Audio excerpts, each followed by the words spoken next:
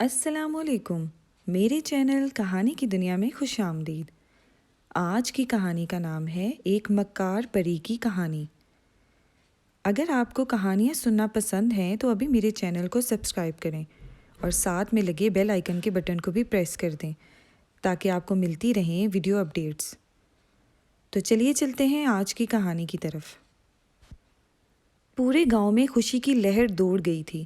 عمر پورے 3 سال کے بعد جنگ کے میدان سے لوٹ کر صحیح سلامت واپس گھر آ گیا تھا۔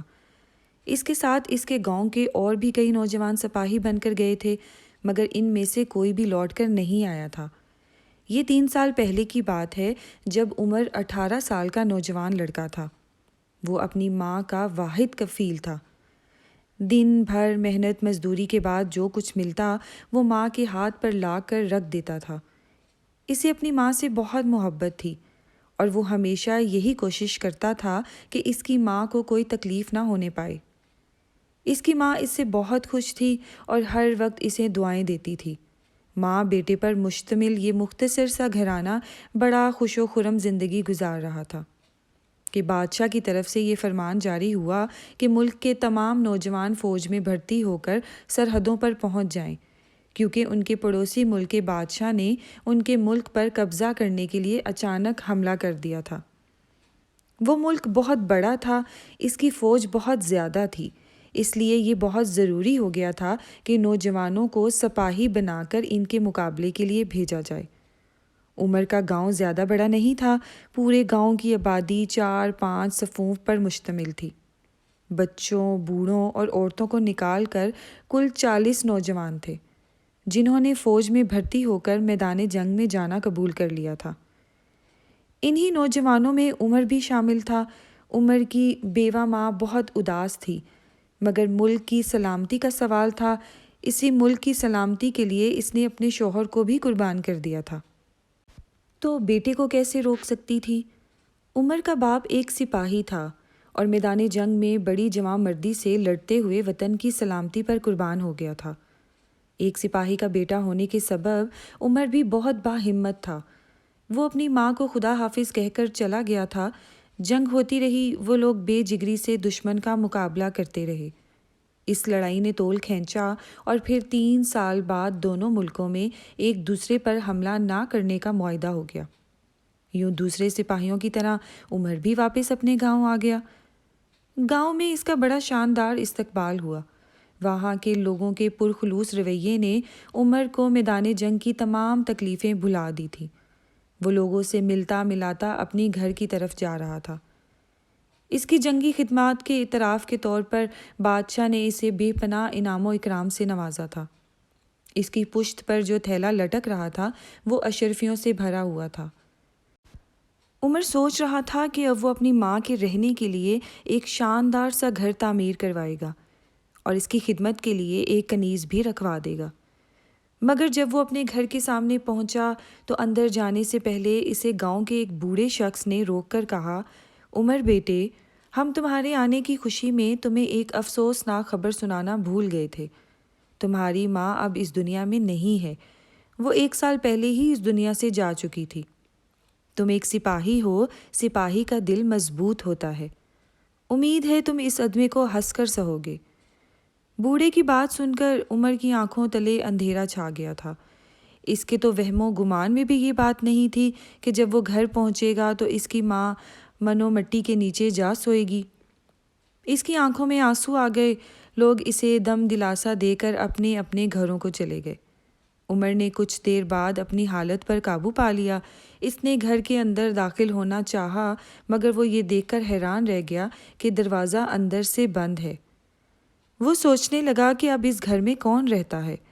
جہاں تک اسے یاد پڑتا تھا اس دنیا میں اب اس کا کوئی رشتہ دار نہیں تھا۔ پھر اندر کون ہے؟ اس نے الجھن امیز انداز میں دروازے پر دستک دی۔ دروازہ پہلی دستک پر ہی کھل گیا۔ دروازہ کھولنے والی ایک حسین لڑکی تھی۔ وہ 16-17 سال کی ہی ہوگی۔ اس کا رنگ میدے کی طرح سفید تھا اور چہرے پر بڑی بڑی خوبصورت آنکھیں تھیں۔ عمر لڑکی کو ٹکٹکی باندھ کر دیکھنے لگا۔ لڑکی ایک طرف کو ہٹ کر کھڑی ہو گئی، جیسے اسے اندر آنے کا راستہ دے رہی ہو۔ عمر اندر داخل ہو گیا تو لڑکی نے دروازہ بند کر دیا اور بولی، اندر چلیے، آپ بڑی دور سے آ رہے ہیں، تھک گئے ہوں گے۔ عمر نے حیرت زدہ ہو کر کہا، مگر آپ کون ہیں؟ آپ کو سب پتہ چل جائے گا، میں آپ کی آمد کا 6 ماہ سے انتظار کر رہی تھی، لڑکی نے جواب دیا۔ عمر کی سمجھ میں کچھ بھی نہیں آ رہا تھا۔ وہ کمرے میں آ گیا، کمر سے تھیلا اتار کر اس نے ایک طرف رکھا، لڑکی اس کے لیے شربت لے کر آئی۔ عمر کو بہت پیاس لگ رہی تھی، اس نے شربت کو غنیمت جانا اور ایک ہی سانس میں سارا شربت چڑھا لیا۔ لڑکی اسے بہت غور سے دیکھ رہی تھی۔ شربت پی کر اس نے پیالہ ایک طرف رکھ دیا۔ لڑکی نے کہا، آپ اپنے گھر میں مجھے دیکھ کر حیران ہو رہے ہوں گے، میں یہاں 2 سال سے رہ رہی ہوں۔ آپ کی امی ایک مہربان عورت تھی، انہوں نے مجھے ہمیشہ اپنی بیٹیوں کی طرح چاہا تھا۔ اپنی ماں کے تذکرے پر عمر کی آنکھیں پھر بھیگ گئی تھیں۔ بھری ہوئی آواز میں بولا، اچھی لڑکی، یہ میری بدقسمتی ہے کہ میں اپنی ماں سے آخری مرتبہ بھی نہ مل سکا۔ آپ کو اب صبر کرنا چاہیے، آپ کی امی ہر وقت آپ کا تذکرہ کرتی رہتی تھی۔ یہ کہہ کر وہ چپ ہو گئی۔ کمرے میں کچھ دیر تک خاموشی طاری رہی۔ پھر عمر نے پوچھا، مگر آپ نے ابھی تک یہ نہیں بتایا کہ آپ کون ہیں؟ لڑکی نے ایک گہری سانس لے کر کہا، میرا نام زبیدہ ہے، میں پرستان کے بادشاہ کی بیٹی ہوں۔ زبیدہ کی بات سن کر عمر اسے آنکھیں پھاڑ پھاڑ کر دیکھنے لگا۔ یعنی کہ تم پرستان کی شہزادی ہو؟ اس نے پوچھا۔ ہاں، ٹھہریے، میں آپ کو شروع سے یہ کہانی سناتی ہوں۔ یہ اس وقت کی بات ہے، زبیدہ نے شروع کیا، جب میں پیدا بھی نہیں ہوئی تھی۔ پرستان میں ایک بادشاہ کی حکومت تھی۔ اس بادشاہ کا ایک لڑکا بھی تھا، اس کا نام شہزادہ پرویز تھا۔ پرستان کا شہزادہ پرویز انسانوں کی دنیا دیکھنے کا بہت شائق تھا۔ ایک روز وہ پرستان سے نکل کر انسانوں کی دنیا میں آ گیا۔ یہاں پر اس کی ملاقات ایک بہت ہی خوبصورت لڑکی سے ہوئی، اس کا نام عذرا تھا۔ شہزادہ پرویز نے اپنے باپ سے چھپ کر اس لڑکی سے شادی کر لی اور انسانوں کی دنیا میں رہنے لگا۔ جب بادشاہ نے اس کی گمشدگی کا سراغ لگایا تو اس پر یہ حقیقت کھلی کہ اس کے بیٹے نے انسانوں کی دنیا میں ایک خوبصورت لڑکی سے شادی کر لی ہے، تو وہ بہت ناراض ہوا۔ اس نے فوراً شہزادہ پرویز کو پرستان بلوایا اور اس کے محل سے باہر جانے پر پابندی عائد کر دی۔ شہزادہ پرویز اپنی پیاری بیوی کی جدائی برداشت نہ کر سکا اور بیمار پڑ گیا۔ دنیا بھر کی دوائیں بھی اس کو ٹھیک نہ کر سکی۔ مجبور ہو کر بادشاہ نے اسے اتنی اجازت دے دی کہ وہ جب چاہے بیوی سے جا کر مل سکتا ہے، مگر اسے پرستان نہیں لا سکتا۔ شہزادہ پرویز اس پر بھی راضی ہو گیا۔ پھر خدا نے انہیں ایک بیٹی دی، اس کا نام انہوں نے زبیدہ رکھا۔ میں ہی وہ زبیدہ ہوں۔ میرا ابا ہم ماں بیٹی سے آ کر مل جایا کرتا تھا، انہوں نے ہمارے رہنے کے لیے ایک محل بنوا دیا تھا، اور وہ جب بھی ہم سے ملنے آتے تھے تو میرے لیے پرستان سے ڈھیر سارے کھلونے اور مزیدار مٹھائیاں لاتے تھے۔ دن یوں ہی ہنسی خوشی بسر ہو رہے تھے۔ میں دیکھتے ہی دیکھتے 14 برس کی ہو گئی۔ ایک روز جب میں سو رہی تھی تو میرے ابا پرستان سے آئے، انہوں نے امی کو پورے محل میں ڈھونڈ لیا، مگر وہ انہیں کہیں نہ ملی۔ انہوں نے مجھے جگایا اور امی کی گمشدگی کی اطلاع دی۔ پھر ہم دونوں نے انہیں ہر جگہ ڈھونڈ لیا، مگر امی ہمیں کہیں نہ ملی۔ میرے ابا بہت پریشان تھے۔ 15 دن تک انہوں نے امی کو تلاش کیا، مگر مایوسی کے سوا کچھ نہ ملا۔ ادھر پرستان میں میرے دادا یعنی بادشاہ سلامت نے میرے ابا کو بلوا لیا۔ چونکہ وہ مجھے اپنے ساتھ نہیں لے جا سکتے تھے، اس لیے انہوں نے مجھے امی کے حوالے کر دیا اور کہا کہ وہ کسی مناسب وقت پر مجھے اپنے ساتھ لے جائیں گے۔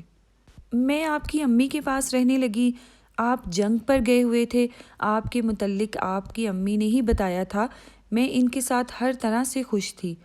ایک روز وہ بھی دنیا سے رخصت ہو گئی۔ ان کی موت میرے لیے ایک بہت بڑا سانحہ تھا۔ میرے ابا جو کہ وہاں کبھی کبھی مجھ سے ملنے آ جایا کرتے تھے، انہیں بھی ان کی موت کا بہت دکھ ہوا۔ آپ کی امی کے انتقال کے بعد میں نے آپ کے گھر میں رہنے کو ترجیح دی۔ پھر ایک روز میرے ابا مجھے لینے کے لیے آ گئے۔ میرے دادا انتقال فرما گئے تھے اور اب تخت و تاج کے مالک میرے ابا تھے۔ اب مجھ پر اور میری اماں پر پابندی لگانے والا کوئی بھی نہیں تھا، مگر میری امی تو کھو گئی تھی، رہ گئی میں، تو میں نے اپنے ابا سے کہہ دیا تھا کہ جب تک اس گھر کا مالک واپس نہیں آ جاتا اس وقت تک میں کہیں نہیں جاؤں گی۔ خدا کا شکر ہے کہ آپ آج واپس لوٹ آئے۔ اب میں اپنے ابا کے پاس پرستان جا سکتی ہوں۔ عمر بڑی دلچسپی سے زبیدہ کی کہانی سن رہا تھا۔ وہ خاموش ہوئی تو اس نے کہا، زبیدہ آپ نے تو بڑی عجیب کہانی سنائی ہے۔ میں آپ کا بڑا شکر گزار ہوں کہ آپ نے میرا انتظار کیا۔ آپ اپنے ابا کے پاس ضرور جائیے، خدا کرے کہ آپ کی امی بھی مل جائے، وہ نہ جانے کہاں ہوگی۔ زبیدہ اداس ہو کر بولی، خدا ہی بہتر جانتا ہے کہ میں اب ان سے ملوں گی یا نہیں۔ آپ نے میری امی کی بہت خدمت کی ہے، میں آپ کی امی کو ڈھونڈنے کی کوشش کروں گا تاکہ بدلہ اتار سکوں، عمر نے کہا۔ اس کی بات سن کر زبیدہ بہت خوش ہو گئی۔ پھر اس نے کمرے کے کونے میں رکھا ہوا ایک خوبصورت قالین نکالا اور بولی، یہ جادو کا قالین ہے، یہ ہمیں تھوڑے سے وقت میں پرستان پہنچا دے گا۔ ہمیں سے کیا مطلب ہے؟ عمر نے تعجب سے پوچھا۔ میری خواہش ہے کہ آپ بھی میرے ساتھ پرستان چلیں، زبیدہ نے کہا۔ چند دن میرے مہمان رہیے گا، پھر ہم دونوں مزے سے پورے پرستان کی سیر کریں گے۔ اس کی بات سن کر عمر نے مسکرا کر کہا، یہ تو بڑی اچھی بات ہے۔ بچپن میں پریوں کی کہانی سنتا تھا، اب پریوں کی سرزمین کو اپنی آنکھوں سے بھی دیکھ لوں گا۔ ہم یہ سفر رات کو شروع کریں گے، ورنہ اگر لوگوں نے ہمیں اڑتا دیکھ لیا تو حیرت کے مارے بے ہوش ہو جائیں گے۔ میرے ابا بھی رات کو ہی مجھ سے ملنے کے لیے آتے تھے، زبیدہ نے کہا۔ ٹھیک ہے، عمر سر ہلا کر بولا، میں بھی تھوڑی دیر سونا چاہتا ہوں، بہت تھک گیا ہوں۔ زبیدہ بولی، ہاں آپ آرام کیجیے، میں شام کا کھانا پکا کر نیچے لے آتی ہوں، کھانا کھا کر ہم سفر پر نکلیں گے۔ زبیدہ چلی گئی اور عمر کروٹ بدل کر سو گیا۔ کھانا کھا کر وہ لوگ پرستان جانے کی تیاری کرنے لگے۔ زبیدہ نے قالین زمین پر بچھایا اور وہ دونوں اس پر بیٹھ گئے، اور قالین دھیرے دھیرے فضا میں بلند ہونے لگا۔ کافی بلندی پر پہنچ کر اس نے ایک سمت کی طرف تیزی سے اڑنا شروع کر دیا۔ چونکہ رات ہو گئی تھی اس لیے نیچے تاریکی کے سوا کچھ بھی نہیں دکھائی دے رہا تھا۔ عمر اور زبیدہ ادھر ادھر کی باتیں کرنے لگے، یوں ہی کافی وقت گزر گیا۔ اچانک انہوں نے محسوس کیا کہ قالین کی رفتار کچھ سست پڑ رہی ہے۔ انہوں نے جھانک کر نیچے دیکھا اور ان کی آنکھیں پھٹی کی پھٹی رہ گئی۔ دور دور تک بے حد خوبصورت اور عالی شان مکانوں کی ایک قطار پھیلی ہوئی تھی، جو کہ دودھیا روشنی سے جگمگا رہی تھی۔ ان کا قالین شاہی باغ میں اس جگہ پر اترا جہاں زبیدہ کا باپ یعنی بادشاہ چہل قدمی کر رہا تھا۔ اپنی بیٹی کو دیکھ کر وہ بے تابی سے اس کی طرف بڑھا اور اسے گلے سے لگا لیا۔ زبیدہ نے عمر کا تعارف بادشاہ سے کرایا، وہ عمر سے بھی بہت مل کر خوش ہوا، پھر انہیں لے کر اپنے محل کے اندر آیا۔ محل کو دیکھ کر عمر حیرت زدہ رہ گیا۔ اتنا خوبصورت اور عالی شان محل اس نے خوابوں میں بھی نہیں دیکھا تھا۔ زبیدہ بھی یہاں آ کر بے حد خوش نظر آ رہی تھی۔ بادشاہ ایک ٹھنڈی سانس بھر کر بولا، زبیدہ بیٹی، کاش آج تمہاری ماں بھی اس جگہ ہوتی تو کتنا خوش ہوتی۔ میں نے اسے اس دنیا کے کونے کونے میں تلاش کروایا ہے، مگر وہ کہیں نہیں ملی۔ ماں کے ذکر نے زبیدہ کو رنجیدہ کر دیا، وہ سسکیاں لے کر رونے لگی۔ بادشاہ نے بڑی مشکلوں سے اسے چپ کروایا۔ اس کا دل بہلانے کے لیے فوراً پریوں کے ناچ کا انتظام کیا گیا۔ زبیدہ اور عمر خوبصورت پریوں کے ناچ گانے سے لطف اندوز ہونے لگے۔ ناچ گانا ختم ہوا تو وہ دونوں باغ میں آ نکلے۔ باغ میں ہر طرف بھینی بھینی خوشبو پھیلی ہوئی تھی۔ ان دونوں کو باغ کی سیر کرنے میں بڑا لطف آ رہا تھا۔ اچانک زبیدہ کو کچھ یاد آ گیا، وہ چلتے چلتے رک گئی اور عمر سے بولی، عمر آپ کو اپنا وعدہ یاد ہے نا؟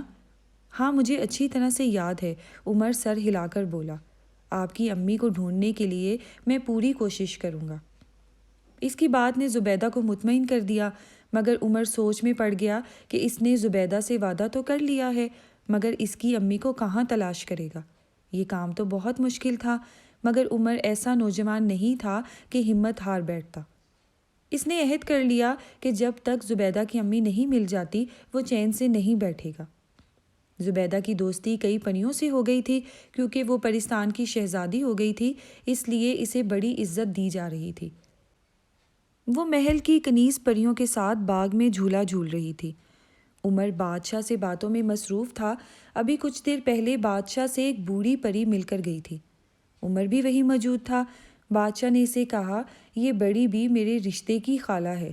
جب میں نے تمہاری دنیا میں عذرا سے شادی کی تھی تو سب سے زیادہ شور ان میں بڑی بھی نے مچایا تھا۔ میرے ابا حضور کے کان یہی آ کر بھرتی تھی۔ دراصل یہ اپنی لڑکی کی شادی مجھ سے کرنا چاہتی تھی۔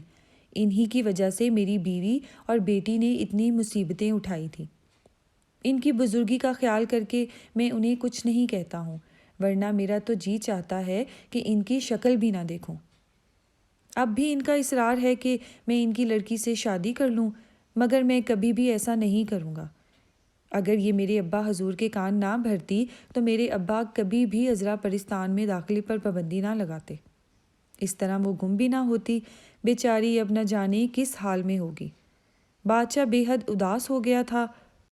عمر ان کی کہانی سنتا رہا اور تھوڑی دیر کے بعد ان سے اجازت لے کر وہاں سے اٹھ گیا اور اپنے کمرے کی طرف چل دیا۔ اس کا کمرہ بے حد خوبصورت قیمتی اشیاء سے مزین تھا۔ وہ اپنے کمرے میں داخل ہوا ہی تھا کہ اس بوڑھی پری کو دیکھ کر چونک گیا۔ وہ اس کے بستر کے پاس پڑی ہوئی ایک کرسی پر بیٹھی تھی۔ عمر کو دیکھ کر اس کے چہرے پر مسکراہٹ پھیل گئی۔ اس نے کہا، میں تمہارا ہی انتظار کر رہی تھی۔ مجھے تم سے چند ضروری باتیں کرنا ہے۔ میں بادشاہ کی خالہ لگتی ہوں اور گلشن پری میرا نام ہے۔ فرمائیے، آپ کو مجھ سے کیا کام پڑ گیا؟ عمر نے دوسری کرسی پر بیٹھتے ہوئے کہا۔ بوڑھی گلشن پری بولی، مجھے شہزادی زبیدہ کی زبانی پتہ چلا ہے کہ تم ایک معمولی سپاہی ہو، اور میں جانتی ہوں کہ سپاہی بہت غریب ہوتے ہیں۔ سنو، اگر تم میرا ایک کام کر دو تو میں تمہیں اتنی دولت دوں گی کہ تم شہزادوں کی طرح زندگی بسر کرو گے۔ مجھے دولت کی کوئی لالچ نہیں ہے، تم اپنا کام بتاؤ، اگر میرے بس کا ہوا تو میں ضرور کرنے کی کوشش کروں گا۔ تمہیں معلوم ہے کہ بادشاہ کی بیوی کھو گئی ہے۔ بغیر ملکہ کے بادشاہ کچھ اچھے نہیں لگتے، لہٰذا تم بادشاہ کو مجبور کرو کہ وہ میری لڑکی سے شادی کرنے پر آمادہ ہو جائے۔ گلشن پری نے خوشامد انداز میں کہا۔ وہ تمہارے سمجھانے سے ضرور مان جائے گا۔ عمر کو اس کی بات کی ذرا سی بھی توقع نہیں تھی کہ گلشن پری اس سے اس قسم کا کام کرنے کو کہے گی۔ وہ سوچ میں پڑ گیا۔ پھر اس نے کہا، تم مطمئن رہو، میں بادشاہ سے اس مسئلے پر گفتگو کروں گا۔ گلشن پری خوش ہو کر چلی گئی۔ عمر کو وہ بوڑھی پری بڑی مکار معلوم دی۔ ایک دم سے اس کے دماغ میں یہ خیال آیا کہ کہیں وہ زبیدہ کی امی کی گمشدگی کی ذمہ دار تو نہیں؟ ہو سکتا ہے اس نے یہ سوچ کر زبیدہ کی امی کو کہیں چھپا دیا ہو کہ بادشاہ اس کی طرف سے مایوس ہو کر دوسری شادی اس کی بیٹی سے کر لے۔ یہ خیال اس کے دل کو بھا گیا، مگر اس کی تصدیق ضروری تھی۔ اس نے اسی روز واپس اپنی دنیا میں جانے کا فیصلہ کر لیا۔ رات زیادہ ہوئی تو اس نے زبیدہ سے کہا، زبیدہ، میں انسانوں کی دنیا میں جانا چاہتا ہوں، کیا آپ مجھے وہ جادو کا قلین دے سکیں گی؟ زبیدہ پریشان ہو کر بولی، کیا آپ کا دل پرستان میں نہیں لگ رہا؟ یا پھر آپ کو کوئی بات تو بری نہیں لگ گئی؟ نہیں نہیں، ایسی تو کوئی بات نہیں، عمر نے ہنس کر جواب دیا۔ میں یہاں پر بہت خوش ہوں، وہ بس ایک ضروری کام یاد آ گیا تھا۔ اگر یہ بات ہے تو پھر ٹھیک ہے۔ یہاں کوئی چیز بھی استعمال کرنے کے لیے آپ کو اجازت مانگنے کی ضرورت نہیں ہے، زبیدہ نے کہا۔ بہت بہت شکریہ۔